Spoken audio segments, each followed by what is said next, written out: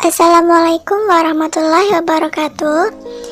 Pada video kali ini kita akan menjelaskan mengenai tata cara menjatuhkan hukuman dan kedudukan hakim wanita pada pelajaran fikih. Yang pertama, tata cara menjatuhkan hukuman. Orang yang mendakwa diberi kesempatan untuk menyampaikan tuduhannya, lalu si terdakwa mendengarkan tuduhan tersebut. Hakim tidak boleh bertanya selama tuduhan itu disampaikan. Lalu hakim mengecek tuduhan tersebut dengan beberapa pertanyaan.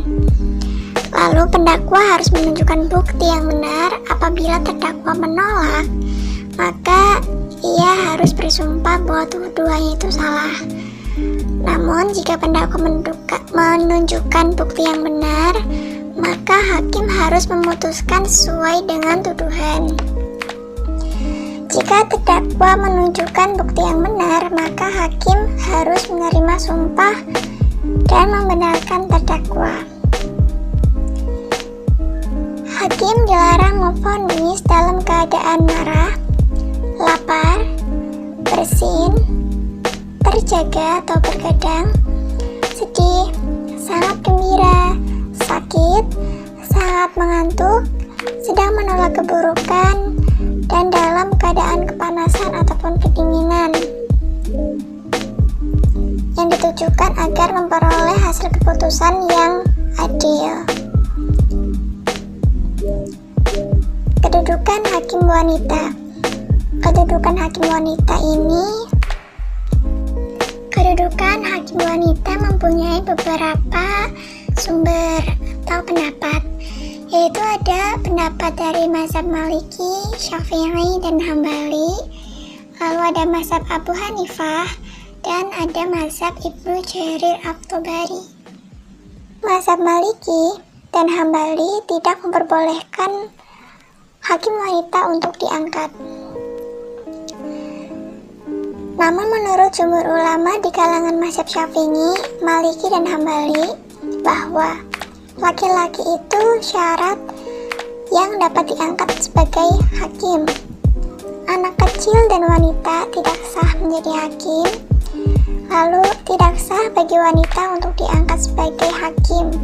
Apabila ada pihak yang mengangkat, maka putusan yang dijatuhkan itu tidak sah. Hal ini didasarkan pada firman Allah pada surat An-Nisa ayat 34. Lalu mazhab Abu Hanifah.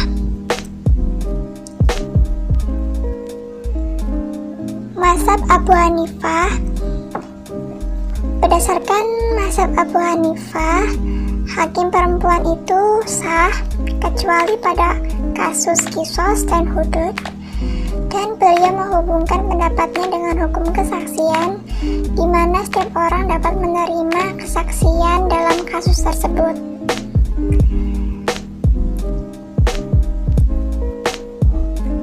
Adapun ketentuan kesaksian menurut Imam Hanafi dilihat dari hukum kesaksian dua orang perempuan bersama seorang pria dan kesaksian perempuan secara mandiri. Ketentuannya didasarkan pada firman Allah pada Quran surat Al-Baqarah ayat 282.